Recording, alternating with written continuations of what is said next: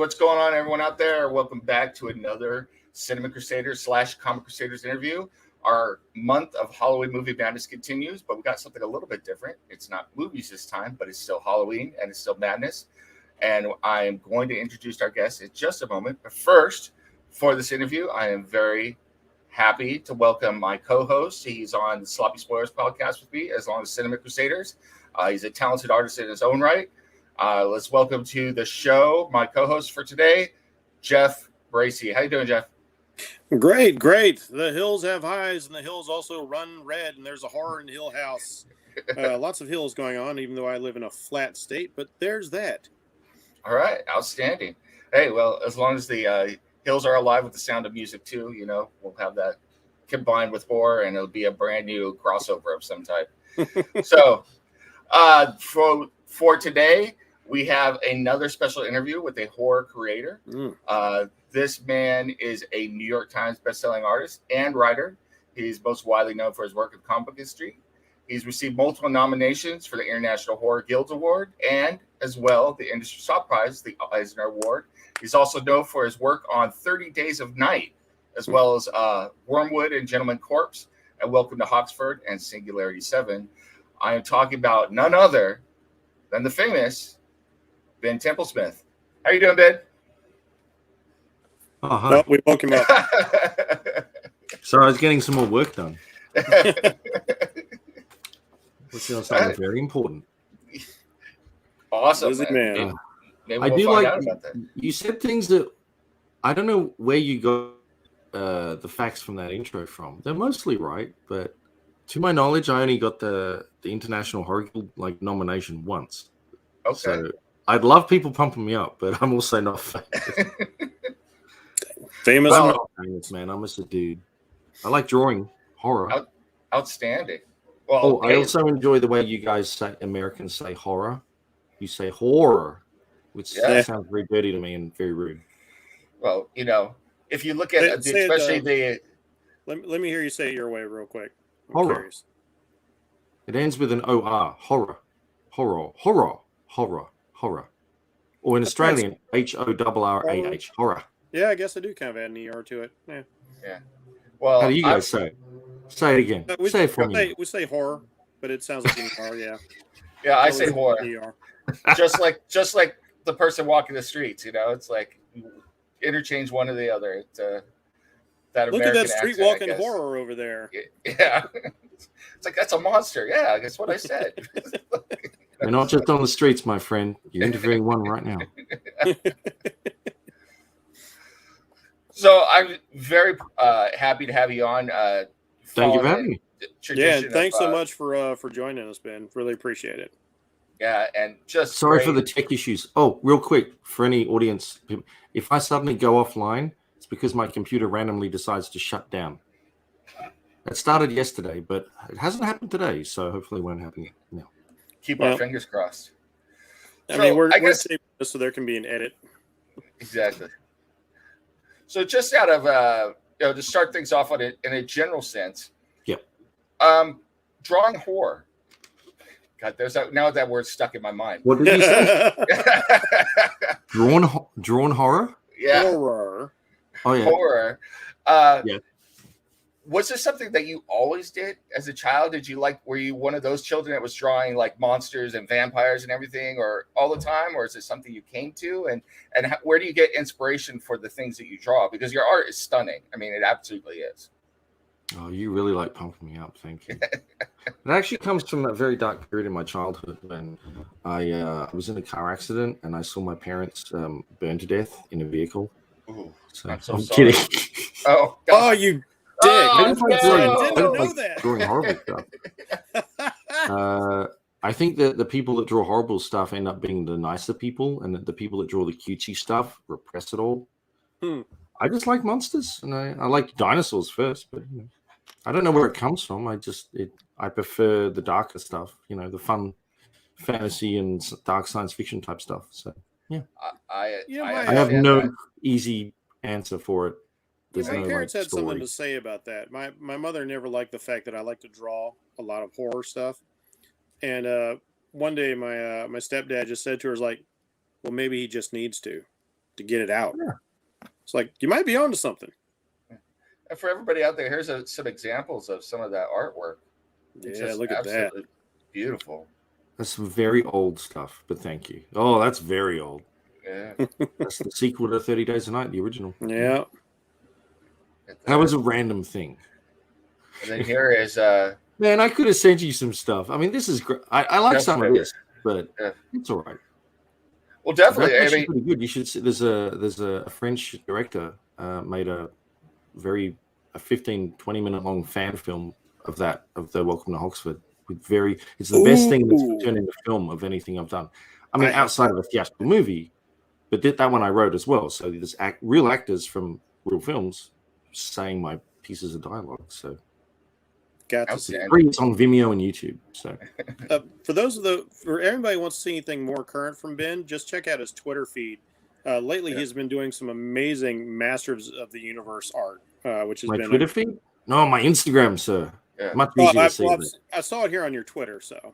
But yeah, oh, well, bless you. I mean, I put it there as well, but I don't think it gets as many views, or it's easy to find. Where can we find you on Instagram, Ben? At Templesmith on pretty much everything.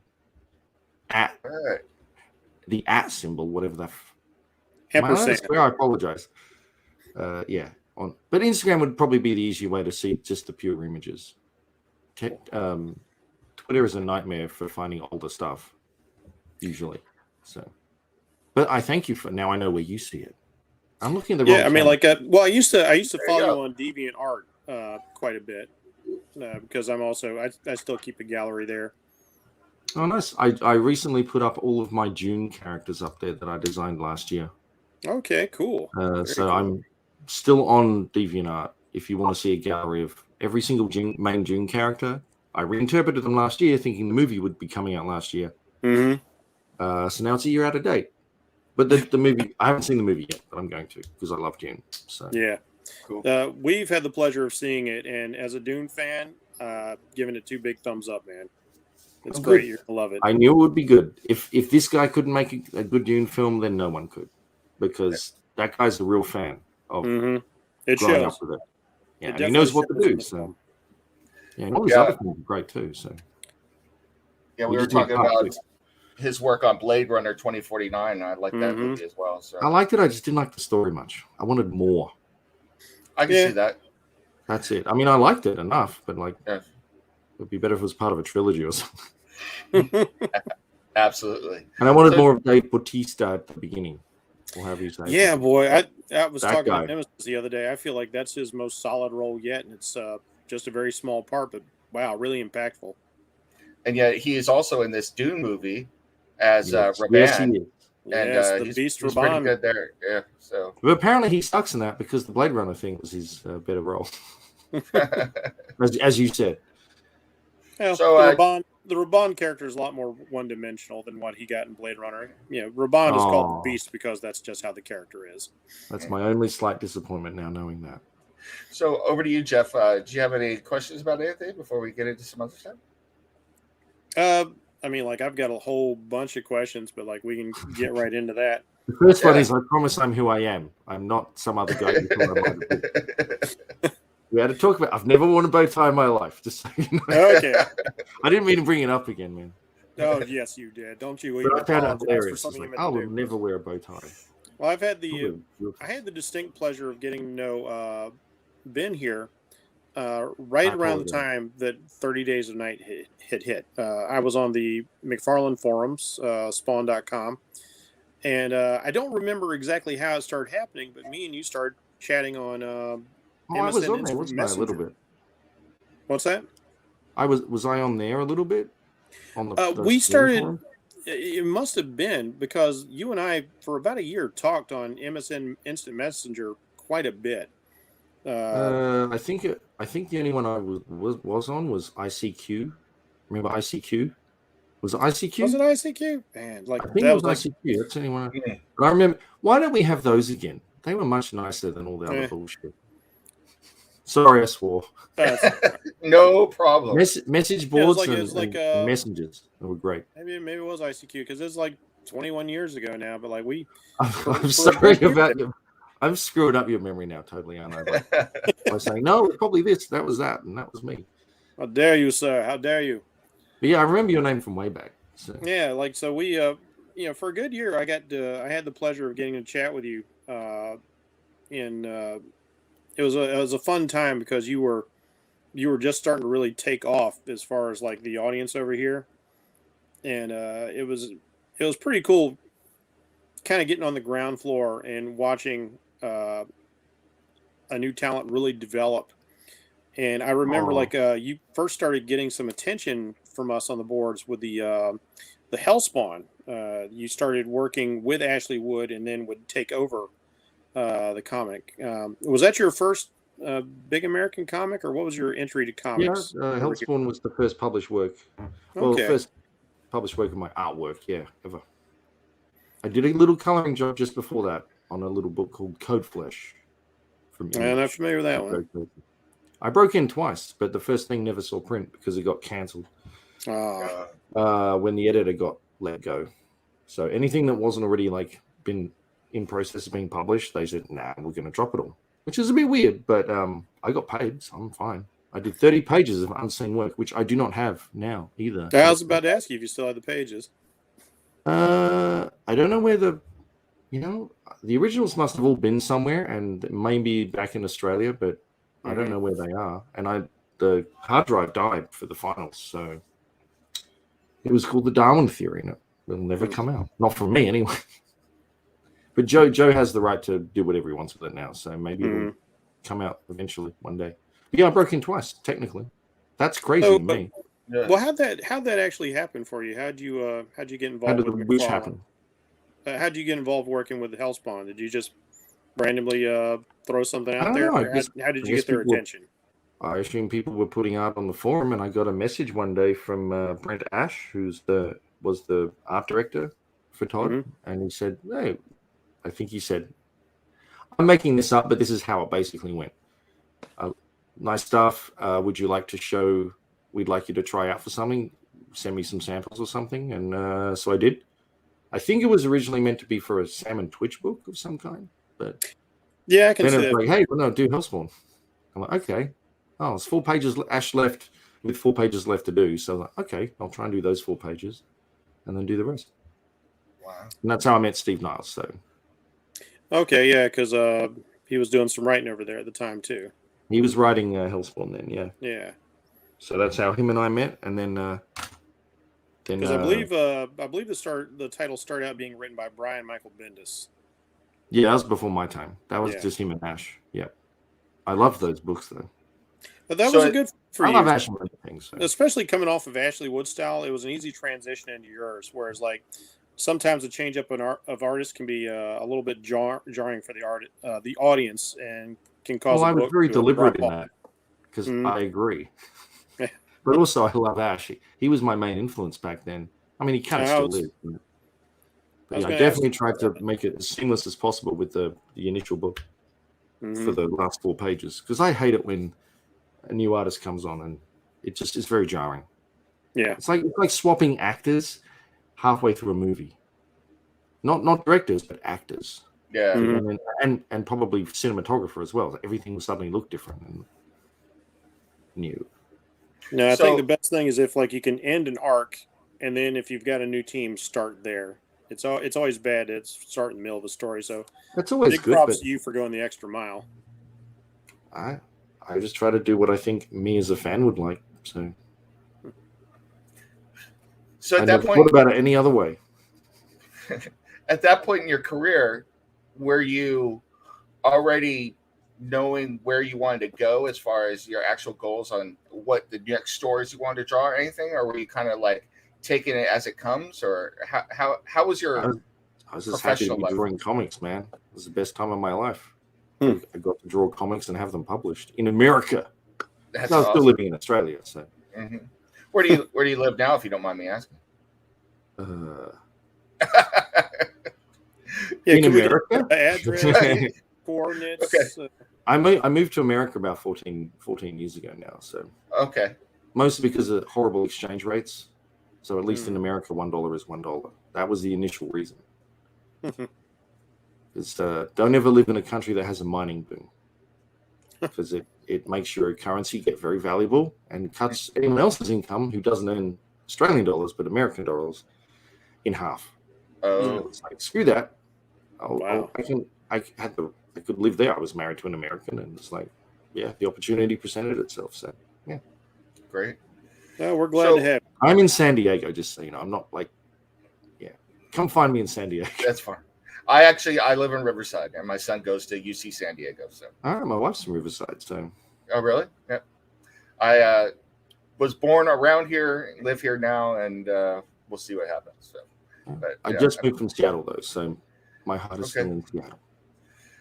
You're not getting as much rain. I'll say that. So. Or nice cooler weather. Yes, exactly. It's going to rain on Monday. It's going to rain on Monday when I see June, though. That's going to be weird.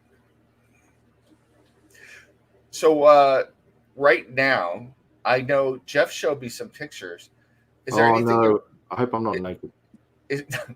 Well, are they those pictures? Not as long as you wire. Yeah. As long as you wire the funds to my account, they will never see the light of day. Is there anything you're working on right now? Anything new? There's always things I'm working on. That is I'm not trying to be. When you're asking a freelance creative if there's anything they're working on now, the answer should always be yes. Well, I'm weird because I make my own work. So if I'm not working on something right now, then there's something very wrong. No, I just finished a big job for DC. Well, for me, a big job for DC for half of some kind of special called Superman, Batman, The Authority. Oh, okay. It'll be out next month. Plug. First kind of real time. I'm doing real superhero stuff with like energy shit and things. People hopefully will like it. I'm working on like 5 things at once right now. Do you want a list? Sure. I'd love to hear it. So I'm working on a little Viking story. I'm battling to get done in time for the conventions in December. Oh, very cool. That I haven't even told anyone that yet, so I'm not saying anything more about it yet. It's going to be written by a person close to me. Cool. I have an ongoing series on my. I run everything through my fan club. I call it a fan club because that's where I try to treat it. My Patreon.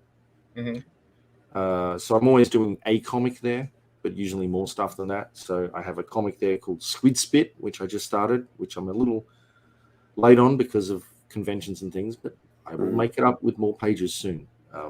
My patrons, and actually start promoting it.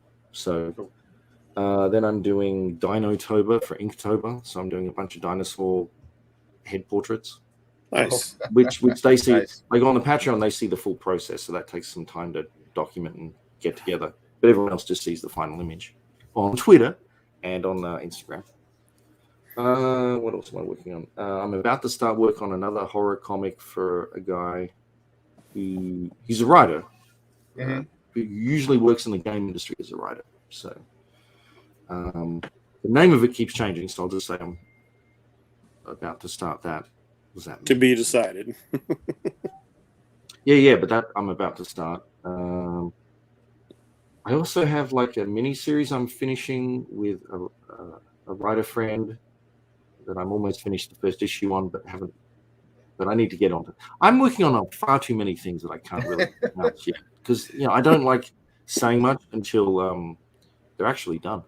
Because I'm also trying to figure out when and how to do a crowdfunding thing for one of my other books, which is completely done, to collect it into a nice hardcover for a crowdfunding thing. So that I want to make sure all of that's set before I launch it and announce it too. So very cool. You may have seen the. If I could make a suggestion on that, I would go with the Indiegogo because you have the ability to put your project in demand after the initial crowdfund. Which allows, as somebody's purchased from that, I really appreciate the fact, like, I didn't have the money this month, and like having a longer time to actually support the project. Well, I was going to use Indiegogo anyway for several reasons. One is they have a secret tier as well. Ooh. So that can be just for my my patrons, my fan club people. That's nice. I'll give them something extra special because I mean, technically, they've already seen the overall book in single issue forms, but yeah. Also, Indiegogo is not Kickstarter, which well, that sounded bad. What I mean is. I did a Kickstarter. I was one of the earliest people to use Kickstarter for comics with a company called 44th Blood, which did not end as well as it could have because, well, I won't get into the shit of it. Basically, I never got the money for the last project I did raised a lot of money for me. It was very successful. I never received the money. It went to the company, and a lot of that money wasn't there when we needed it to fulfill it. So I've been in the process of, and like a monkey on my back, spending my life savings trying to fix that. And all but 100 people on that are dealt with now. So, but it's still, I still need to basically just refund some people at this point. So I'm hoping if I can, and I haven't done crowdfunding since because, you know, you want to clear the deck somewhat, and I have a sense of, I don't want to just like, I'm not forgetting them, but I need to fix that. I want to fix that. But hopefully, if I get back into it, that will actually solve all the problems. Very honorable. Where the main income from all the hard work you do kind of comes from is in these collected versions of things. And I want to do that and give people a special experience before I ever give it to a publisher for a mainstream retail-y kind of stuff. Yeah. I gotta say, it's a catch-22 situation, basically. Oh yeah, I gotta say, as a longtime comics fan, comics publisher, and I don't want to get into politics of anything going on right now in the industry, but I find that attitude very honorable. It's really good that you're. I haven't done it yet. By your I did refund a lot, but not refund. I actually got them shipped. Yeah, but then I was giving the company money, which was just not going to be working for taxes either. So it's like, I'm just giving money away at this point. Well, like, I could do it, and then it's at least my expense, you know. So yeah, I mean that's the great because there are unfortunately other people who are pros in the industry who have failed those commitments, and you just never hear anything about it. I've personally been burned in a similar sort of thing. So, well, 44 Flood had its fair share of that too, but I was always kept at arm's length from a lot of that, despite the fact I love logistics and I love knowing that. I learned a lot from that experience, and most of it is don't listen to certain people that say, no, let them all deal with that. It's like, you're just a creative. It's like, no, I like to get my hands dirty. I like to be involved. Because the whole point of crowdfunding is connection. Yeah. And no, I'd hope to use both platforms in the future once I clear that deck. Man, I was dealing with anxiety attacks for very long. Hopefully I'm through that now. Definitely weighed on my mind for a very long time. Still does until it's completely sorted out. It's like Jeff said, my life in many ways. There are some other artists out there who have taken the money and then you just never hear about the project again. So it's nice to hear. That would be a nice problem to have that I took the money. Yeah. It never hit my bank account, unfortunately. Yeah, so that project was meant to right the ship in many ways for all of the other stuff that company was chaotically doing, mostly thanks to one person's idea of management. And I was, drawn in by that, but I should have taken more of a leadership role. He said no, but it takes you years sometimes to figure out what people are really about. So has that experience soured you on crowdfunding, or do you think that crowdfunding? Okay. Here's the thing. I find it really, since the pandemic, well, this is getting to a weird theory thing. So since the pandemic happened, obviously a lot of people were scrambling and looking at new ways of doing things and stuff. And I'm very happy that they found crowdfunding. Mm-hmm. I did do it years ago. For better or worse, I've done everything right and wrong with crowdfunding. But the thing that I saw, assuming I have anywhere near any amount of success doing it again, hopefully, maybe, I always saw the potential there. The only thing wrong with it was us. Well, not us, but a certain Einstein who decided that, it's a great way to get money and worry about fulfillment and the obligations afterwards, or much later, shall we say. So that was the trap that was fallen into. But I saw the potential there. I was like, I could do 2 of these a year and then not do too much work, but like the volume of work could all be concentrated into these two special projects a year or something. And it would be, that'd be very nice. So here's go ahead. I plan on doing more than that. I was going to say, Here's a I guess a tangential follow up. Crowdfunding seems to be tailor made for indie artists or freelance, writers and things like that to get That's their who stuff it's out meant there. for. It's meant for people who want to make things. Yeah. What do you People think? make What do you things. think about the big corporations coming in and starting to do stuff on crowdfunding? I think it's if that's their business plan, they need to be more honest about it. So there's a lot to be said for direct to consumer. I think that's great because if you build a personal relationship with people buying your stuff, whatever the entity, but it's kind of an abuse in a way, morally, I guess. The one entity I give a free pass on is Boom for the Keanu Reeves Berserker. Because I think that book and project did more for promoting comics as a medium, or at least one book, but I'll take the medium, than anything in a decade, because there is no promotion of comics. There's only promotion of movies and corporate characters, generally that way. So, because I've seen Keanu Reeves saying comics are cool. Yeah, I'll take more of that. I mean, like one of the things I've noticed on your Twitter feed is like you're one of the few industry pros I see who is pitching possible solutions. You're trying to think of ways to get more comics out to more people, and that's really appreciated. I just float stupid random ideas on Twitter. Yeah, but at least you're saying something. Yeah, I mean, it's good to. Well, my main point of view is that any other industry other than comics would completely be a basket case if it operated the way comics do. Like most other industries, like the cinder block industry, the freaking soda industry, right? They all have associations or organizations. I don't know how they do it, but they pool resources of some kind and use it to promote their basic product and awareness that they even exist.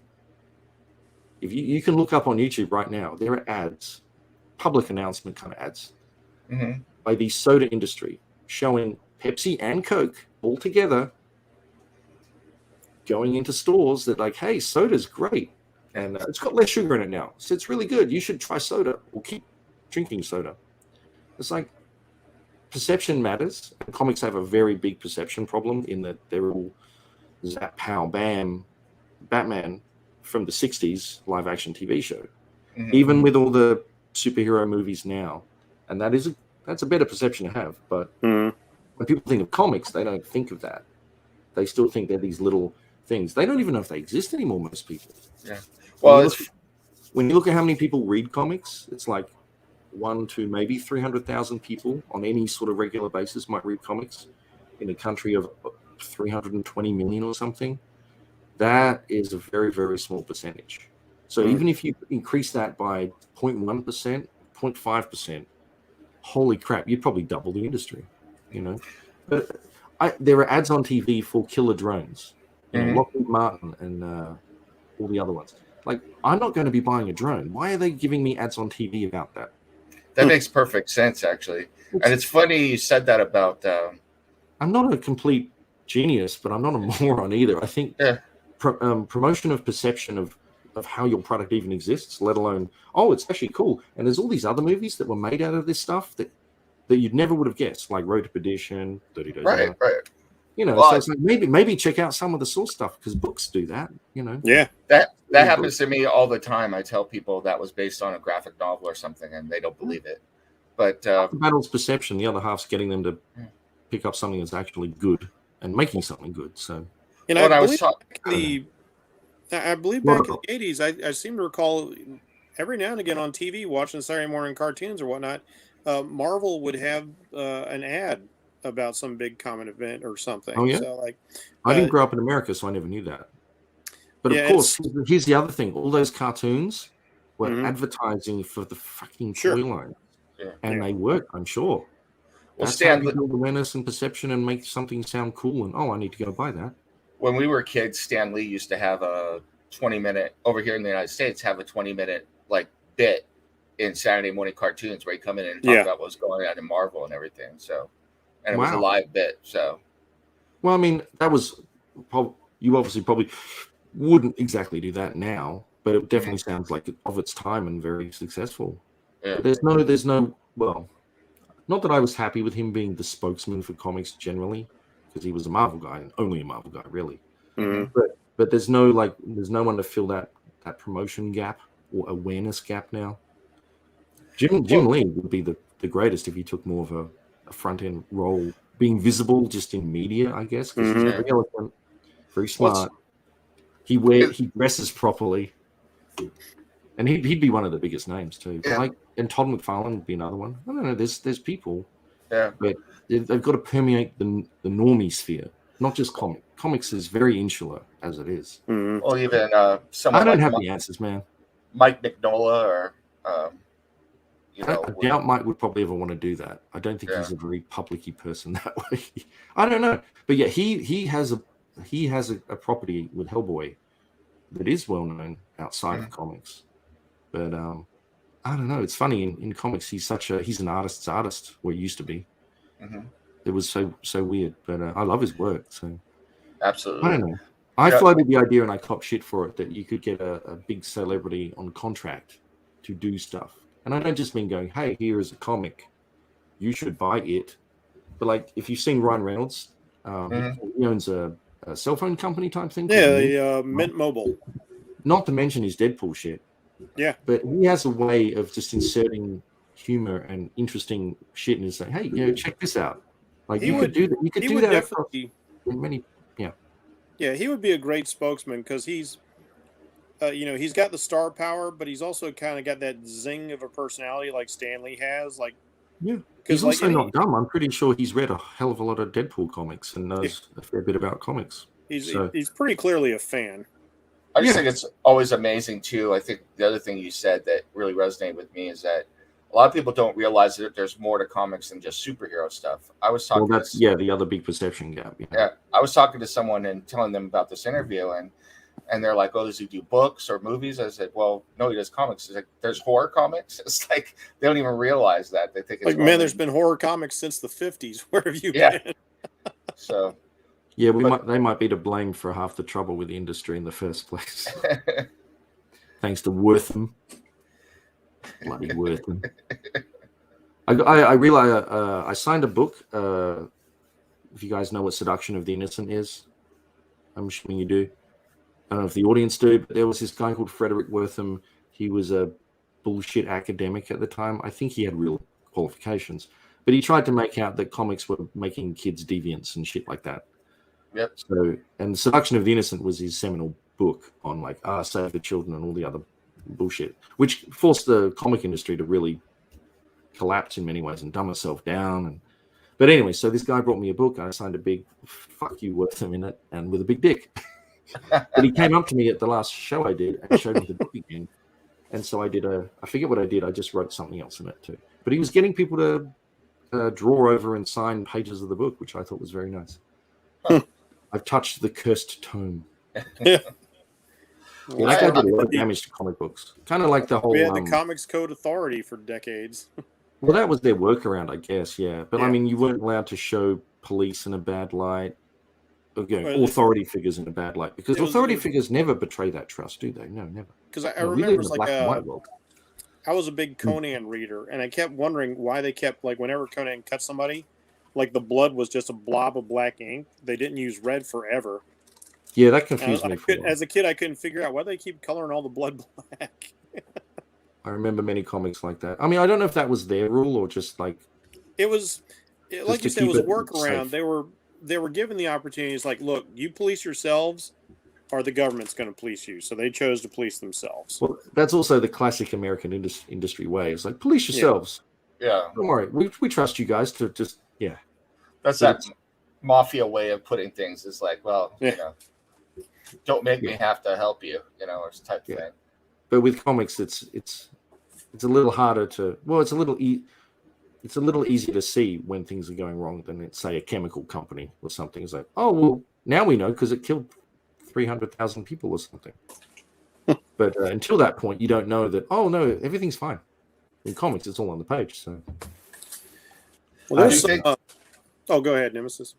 I was going to say, do you think now? We were talking about crowdfunding, kind of tying this back in with all of freelancers and indie people doing stuff. Do you think that A, is that going to make the comic industry healthier, and B, will that force mainstream publishers, I say mainstream in quotes, but those big publishers to do more avant-garde stuff than they do now, which in my opinion they do a lot of cookie cutter stuff. Sometimes they do some stuff that's out of the blue, but a lot of times they do things that are just very formulaic. Well, they're a business. They're usually corporations, even if they're small corporations, but I figure they ideally want to just sell stuff, and like Hollywood, everything else is like safer is easier, and known names are much more commercially viable than trying brand new things. That's just the nature of business in the world, of risk management and profit. So I don't know. It's a weird time because people with names doing crowdfunding usually fare a lot because they've already built up an audience. Sure. Obviously, hopefully, can do better than no-name people, but no-name people, if the work is good, can just appeal to people. Like especially on Kickstarter, there's a whole bunch. I think we used to get a third of people backing us who were just coming from the platform itself. Like they just saw something they liked and they, backed it.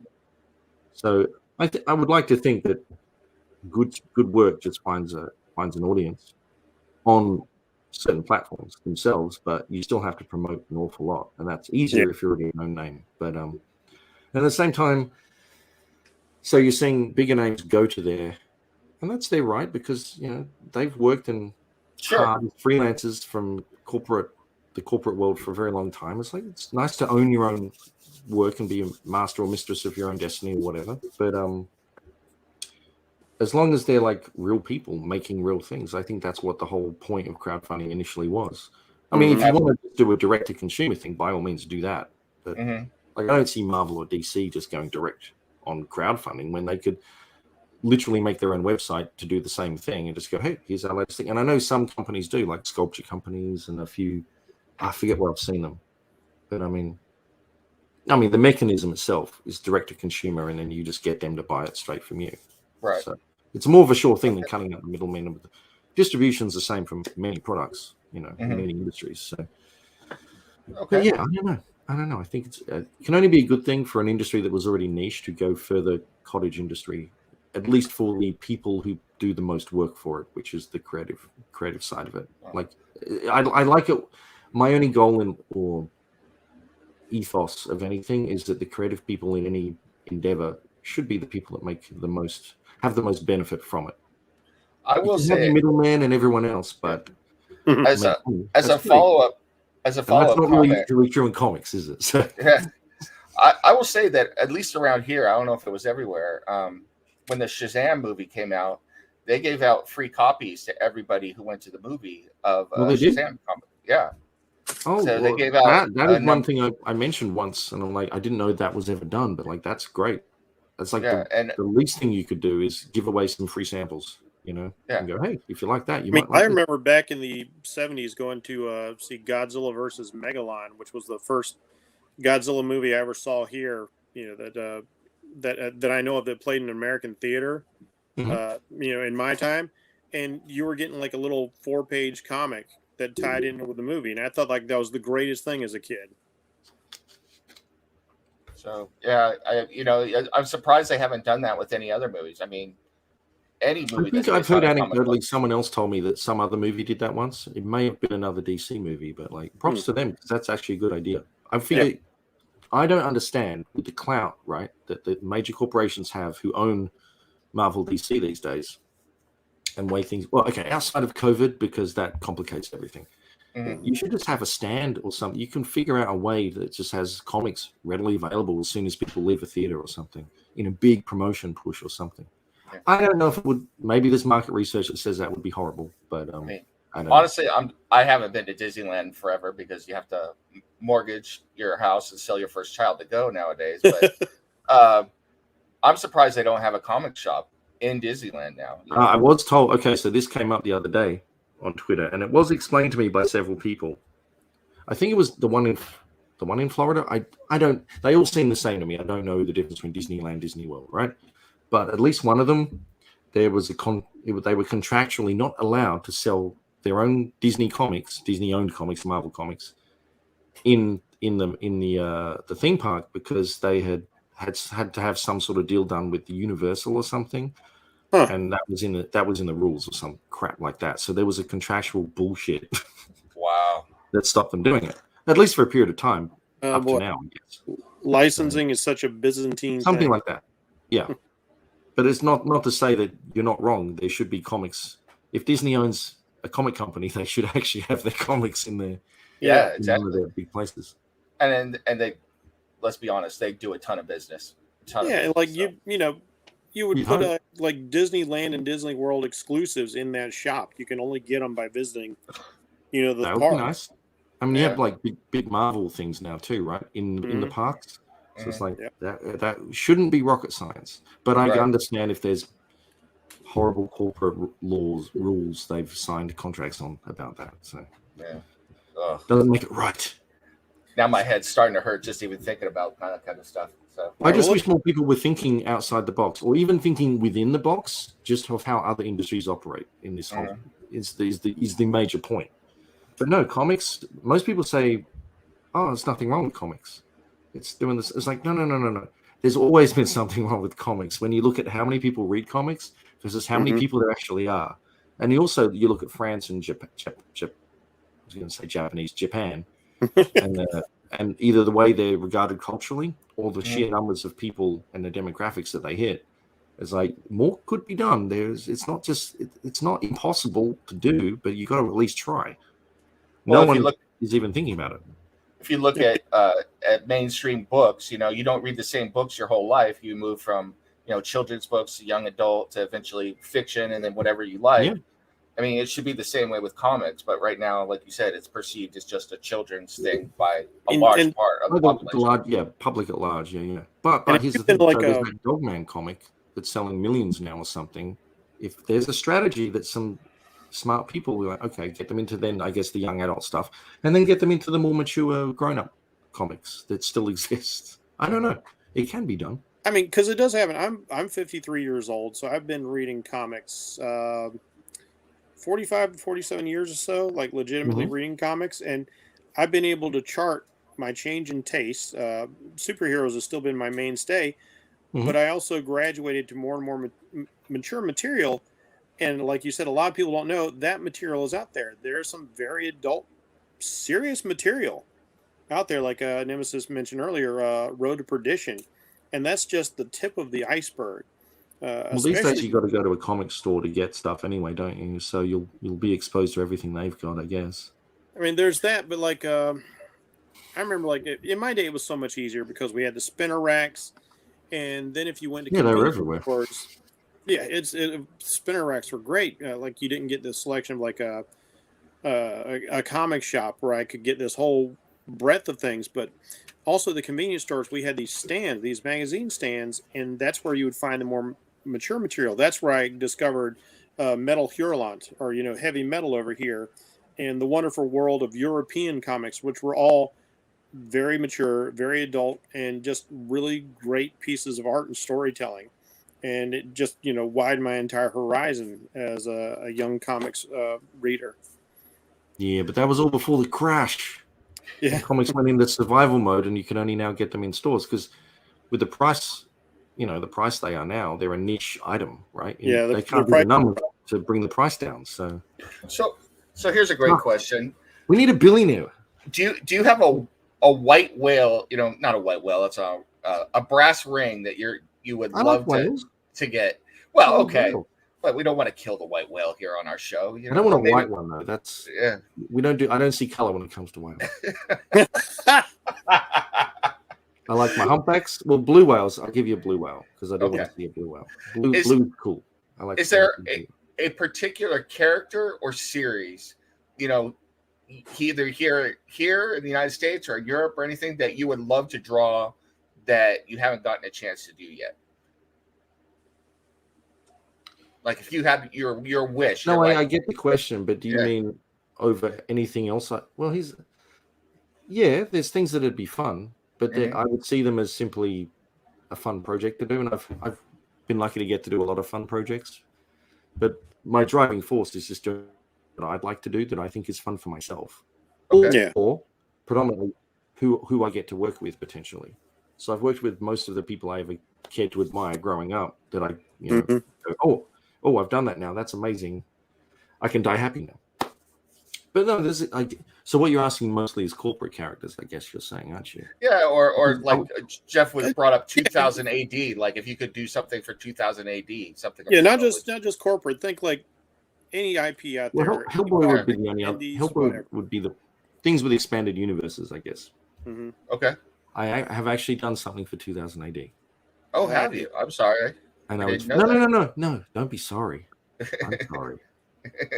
I got all excited because they saw I think it was a picture of Judge Dredd or Judge Death I did once, and they contacted me and said, "Oh, we'd like you to do something for us." I'm like, "Yes, okay, absolutely, love to. I grew up on your stuff." Heck yeah! Said, yeah, we want you to do a cover for our like Halloween winter special issue of one of their things. So we want you to draw some of the characters and just make them all zombies. It was like, well, I can do that. That's nice, but like I thought I'd get to do the real cool, like the real stuff. But like I just got immediately typecast and like crestfallen. I was like, oh, yeah, oh. So I wanted to draw real Judge Dredd, but no, I had to do him as a zombie. This does bring me to another question, but no. So Lobo would be the one I would do. Ooh. Lobo or Ghost Rider. Yeah, you would be fun on either one for sure. But only because they'd be a bit of fun, and I grew up loving them. So that's a nostalgia thing. I've done almost every other. Oh, that'd be fun nostalgia thing. I forced IDW to let me do a little Doctor Who comic once. So that brings me around. More to write it. Sorry. Very cool. You mentioned earlier that you were you're doing a project for DC. I did, yes. An actual superhero project, which seems wildly out of context with the type of stuff I know you for. And I remember thinking a similar thought when I picked up a Star Wars comic. I think it was Dark Horse at the time.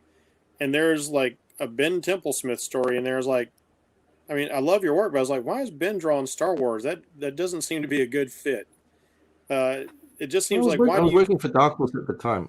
No. Star Wars can be a lot of things, my friend. It doesn't have to just be the happy, joy, Ewok. Oh, I'm not. I'm whatever not at all looking for happy, joy all the time. I love. No. But here's the thing. There's a dark side, my friend, to Star Wars itself. That story kind of. What's the wrong word for it?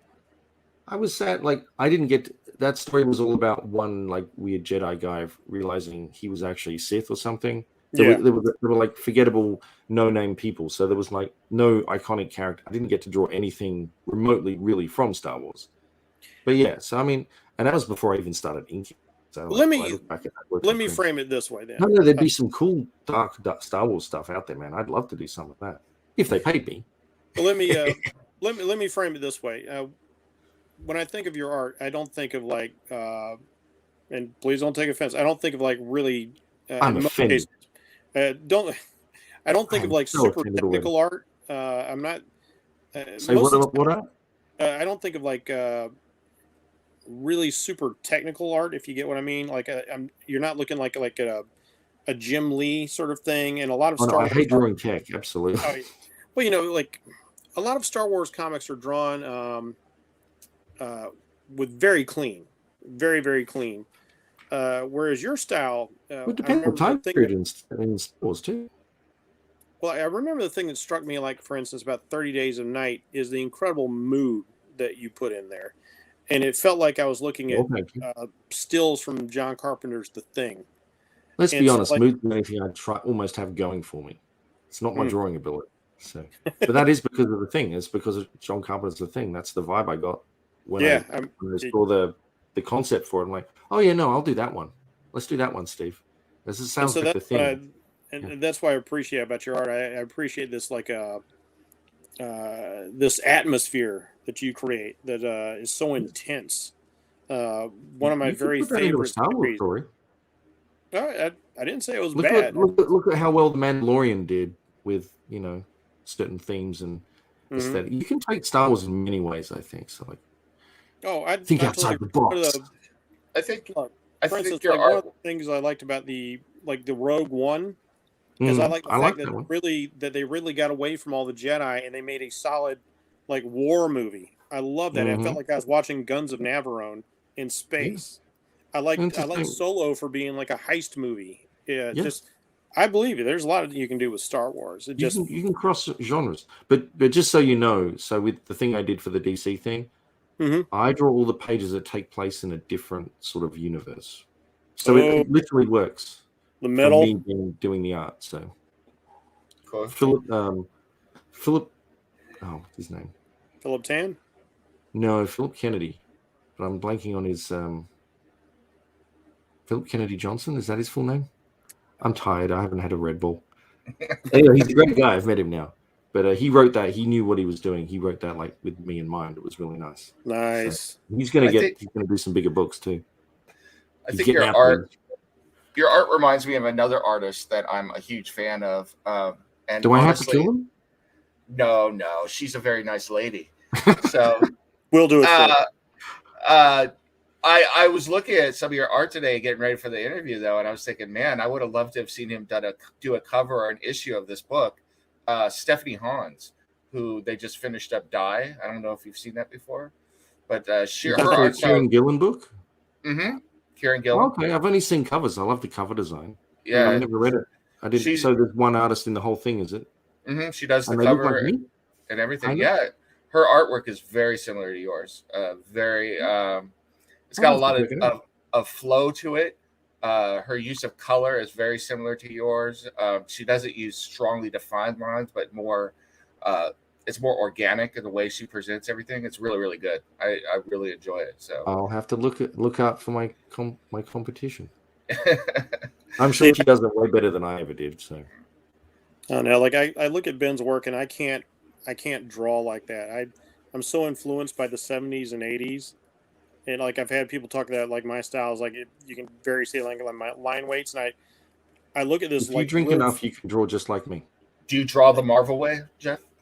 I do draw the Marvel way, but I look at Ben's stuff and I look at other artists who have a similar flavor, and I love this like really gritty, sketchy, just very. It feels like a stream of consciousness sort of art style, and I'm so amazed at what you guys can get out of this sort of thing. And of course, like your constant use of layers and different painting techniques and shading that just really brings it to life. One of the things I enjoyed most about like re-reviewing some of your past works, like Wormwood, and you would have these beautiful little setups like, hey, people always ask me how I draw. Like, well, here's a pencil sketch. Here's something I did. And then I did like a million things in Photoshop that I can't even show you. It's only because the things I do in Photoshop have not changed over the years. And they're literally the same thing. A little bit of dodge and burn and a lot of layers, just putting different things over the thing. It's like, it's not that hard. I promise. There's no secret to what I do. I'm an idiot. I'm a Luddite. I'm not doing any fancy tricks. I like the point made that everyone draws on tablet, and I don't. In the article, in the little article you had at the end there, like one of the points you made is like, I'm not really going to tell you how, because like I think it's better that as an artist you kind of discover things for yourself. So just like a little bit of a framework, and then take off and fly, my children. That's also because if they knew how little and how bad I was at Photoshop, I was embarrassed. So it's like, well, and I kind of do a little bit of that. So it's true. There's no magic answer to any of that. It's about how you can show how you use the tool, but that means like I can show you how I use a brush. That means nothing to someone who has to pick up the brush and then learn it themselves. They've still got to find their own way. It's a tool, and everyone learns it differently. Is there anyone who influenced you at the beginning that you kind of took what they did and incorporated it and you used it to make your own style?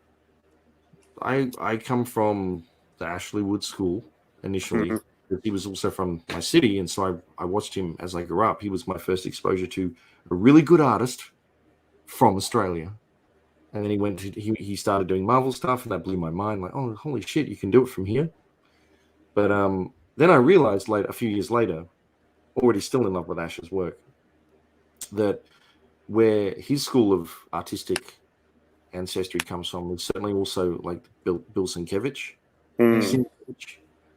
And so he's basically my granddaddy, and I love Bill's work. It took me a while to get into it and realize, oh, this is where Ash got a lot of that from. Because every artist takes things from other places, that they've grown up with or seen. And Ash has many more influences too. But yeah. So Bill is my granddaddy. I think that's another just such an important comment you made, because that's another way I think the public could get more into it. People don't realize that this is an art form like any other art form. People have influences and do new stuff, and it should be appreciated that way.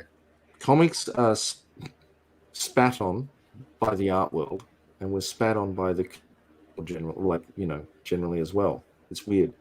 That's why I hate Roy Lichtenstein. Freaking ripped off artists, and he's one of the main reasons, and obviously because it's fine art, it gets more widely exposed, being famous for art. That style of comic art is the only style of comic art that anyone thinks of when they see a Roy Lichtenstein painting. And he ripped off the hardworking real artists for that. They never saw a dime from that stuff. He pilfered their visual styles and whatnot for millions, basically, and was unrepentant about it. So screw that guy. There's a lot more money in the fine art world, like 10 to 100 times more, or something like that. Crazy. But comics don't get any love like that. Not really. In saying that, though, I have had an exhibition in France, in Paris. So. Oh, that's very cool. Well, no, it's a weird thing to say. It's like, that is actually factually true. I had an exhibition in Paris once. It sold a lot of work, too. It was great. Because here's the thing, the French actually respect comics in a way, like in the way a film director would be treated in America. Ooh, you direct film. Ooh, is the way they revere creative people in comics. Nice. It's a very strange thing. A little uncomfortable because I'm not that famous or anything, obviously, but they revere culture in such a different way that it's nice to feel vaguely respected, not like you should be locked in a box. I think it's interesting you say that, because I think about some of my favorite comics. I like stuff from Titan a lot, but I grew up with Asterix and the Gaul, which is hugely popular over there. So yeah, and they have comics for all ages that way too. I mean, I grew up on Asterix too, to a degree, and they've got been to Belgium with Tintin. Tintin's huge there, or was culturally very significant to them. So oh man, Druna, Blueberry. It's like some great stuff. Absolutely. So, go ahead, Jeff. There's something I forgot to ask you when I got to see you at GalaxyCon a couple of years back, and since I got you now and I've got it on my head, I always wanted to ask you about this. One of my favorite series you did was called Welcome to Hoxford, which is this delightful story about a prison filled with werewolves and the worst inmates possible. But your main character, Ray, I kept thinking, like, why do I feel like this guy is Riddick from Pitch Black? Was that an inspiration? Because he's just this beast of a serial killer, but he's got this weird kind of code of honor, and at the same time, he has to be the main character to make it work. Yeah, he has to have some sort of. Otherwise, he's going to kill everyone. And it's like, okay, well, why was I reading this? And he's even wearing glasses all the time. And it's like, why does the prison always let him keep his cool shades? No, that character had nothing to do with Riddick. I prefer the second film. That's one of my favorite films. But goddamn, I love that. No, he actually came from that one. Okay, he has an actual story. I used to watch a lot of MSNBC Raw. Do you know that show, the prison show? Yeah. And so they interviewed a guy once, and he was a bald guy with really thick glasses. It was one of the worst people they probably ever interviewed on the show. He was literally laughing at putting a kitten in a microwave. And so that made an impact on me. He's like, that guy's fucking evil. That guy's horrible. Wow. And he had a very visual, distinctive style that way. So I'm like, okay, yeah, crazy man.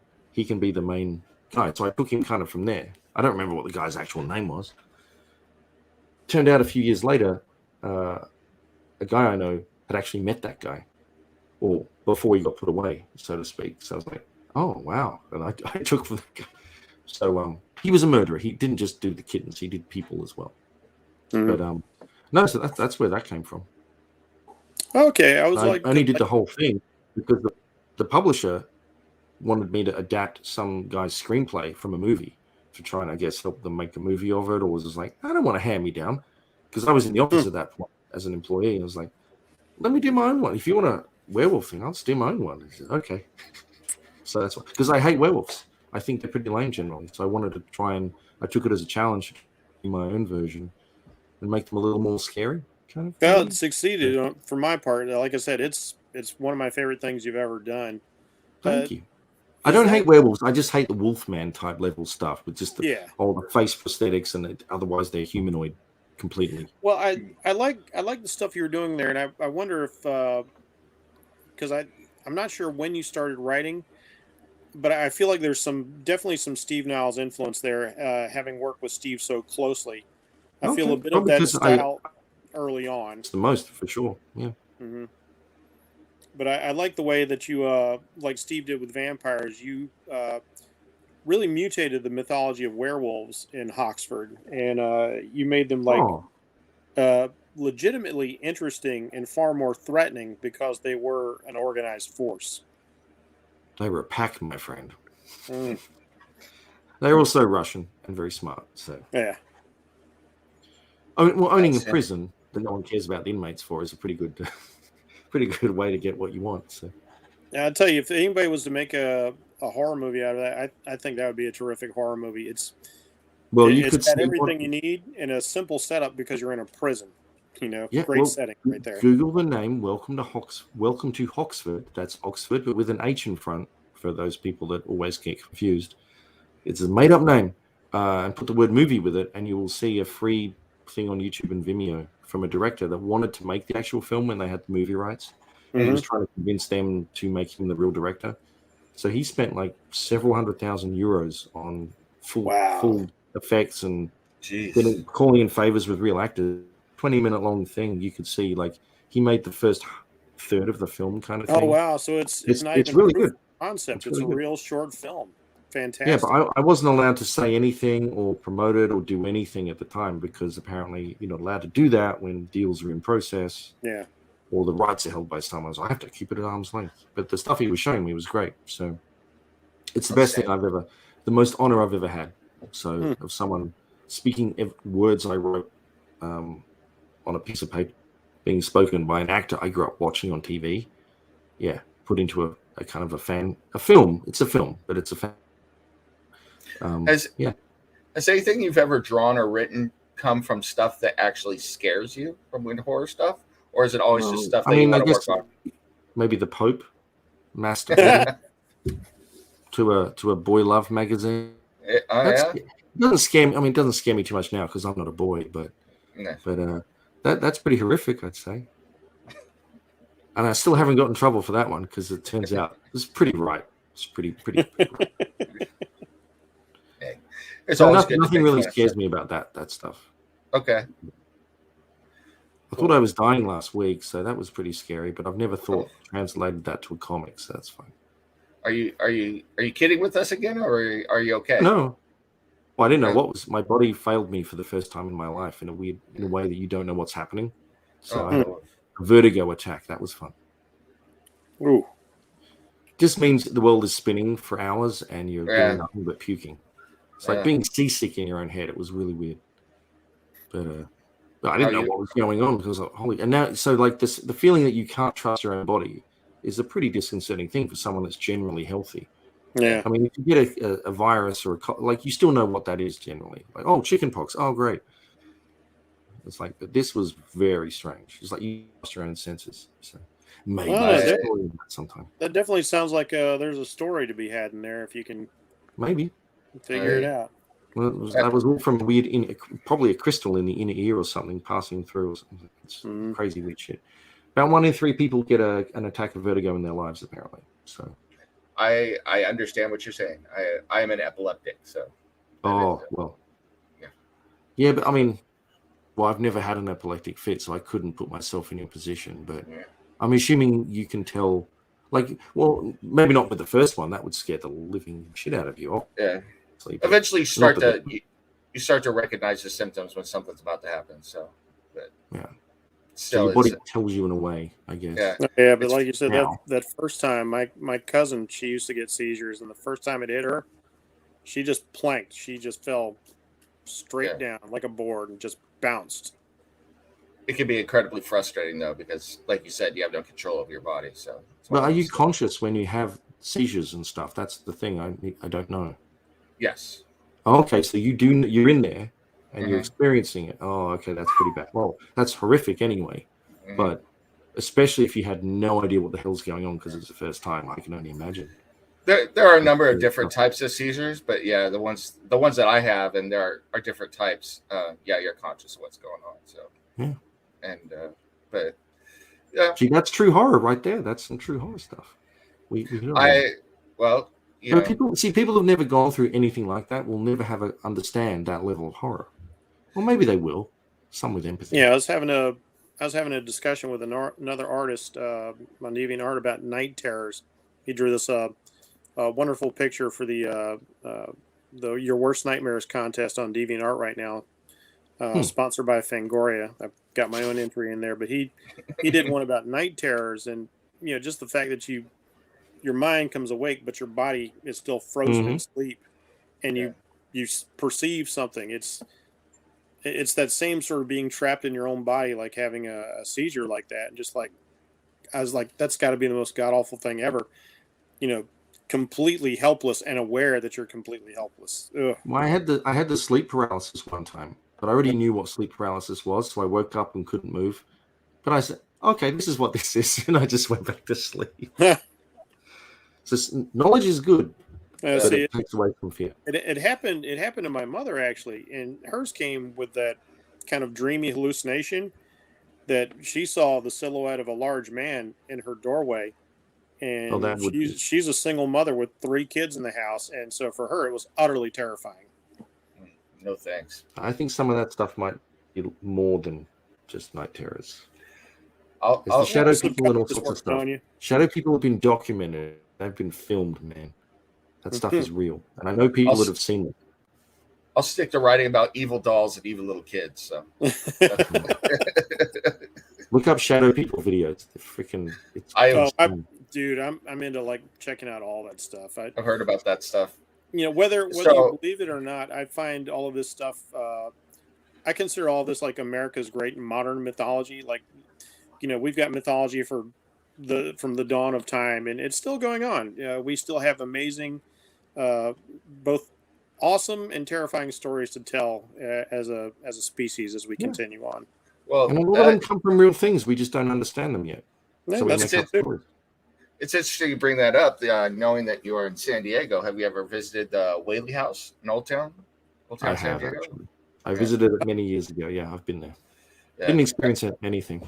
No, but there's tons of stories around that place. So yeah, I need to take my wife there. She loves the horror and the haunting stuff.